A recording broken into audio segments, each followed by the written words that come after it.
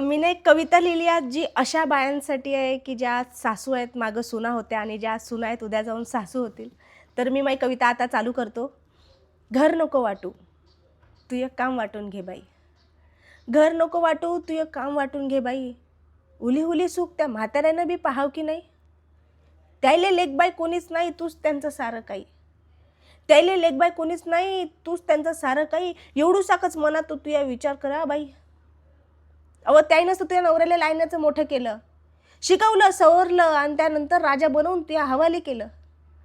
याचा अर्थ असा तर नाही ना की तो कोणाचा पोरगा मामा भाऊ राहिला नाही. घर नको वाटू, तू एक काम वाटून घे बाई.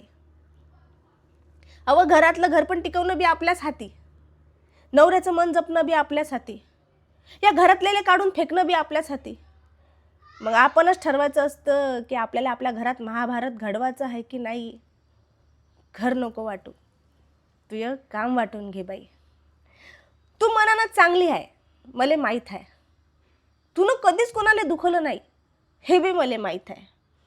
मग मिळू दे ना तुझ्या नवऱ्याला आईबाप, राहू दे ना तुझ्या लेकरासाठी गणगोत पूर्ण घरात.